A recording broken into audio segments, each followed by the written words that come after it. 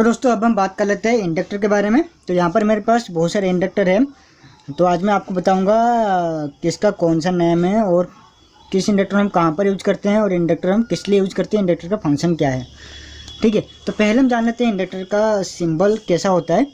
तो इंडक्टर का जो सिंबल होता है वो बेसिकली कुछ इस तरह का होता है। ये हमारा बेसिक इंडक्टर है। ठीक है, ये हो गया इंडक्टर। और अगर आप एक वेरिएबल इंडक्टर लेना चाहोगे तो वो कैसा होगा, कुछ इस तरह का होगा, जो कि होता है वेरिएबल इंडक्टर। ठीक है, अगर आप प्रीसेट इंडक्टर लेना चाहोगे तो वो कुछ इस तरह से होगा। ठीक है, ये हो गया प्रीसेट इंडक्टर, यह है वेरिएबल इंडक्टर और यह होता है हमारा नॉर्मल इंडक्टर।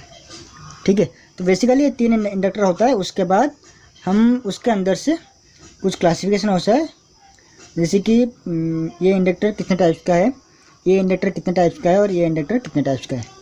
ठीक है, तो अभी मैं बात करूँगा इस वाले इंडक्टर की। ठीक है, तो यहाँ पर मेरे पास बहुत सारे इंडक्टर है, तो आपको पहले मैं बताता हूँ इस वाले की। तो ये जो इंडक्टर आप देख रहे हो इसे हम कहते हैं एआर कोर। ये जो इंडक्टर आप देख रहे हो इसे हम कहते हैं एआर कोर इंडक्टर, मतलब कि इसके अंदर किसी तरह का कोई कोर नहीं है और इसके अंदर सिर्फ एआर ही होता है, इसलिए हम इसको बोलते हैं एआर कोर इंडक्टर। और इस इंडक्टर का जो यूनिट होता है वो होता है हेनरी में।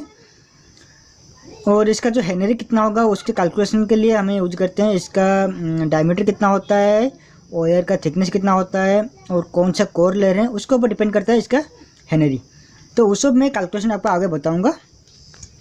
ठीक है, तो इंडक्टर जो होता है बेसिकली ये काम करता है एसी रेजिस्टेंस, हम इसको कह सकते हैं। इंडक्टर को हम एक एसी रेजिस्टेंस भी कह सकते हैं। ये सिर्फ एसी को अपोज करता है और डीसी को ये पास करवाता है।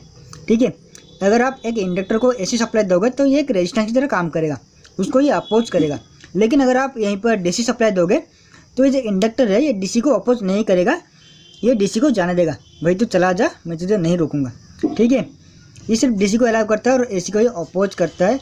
और ये इंडक्टर हम यूज करते हैं कोई रेडियो फ्रिक्वेंसी सर्किट में, रेडियो ट्रांसमिशन में, वायरलेस ट्रांसमिशन में और कुछ फिल्टर वगैरह में भी ये यूज किया जाता है। ठीक है।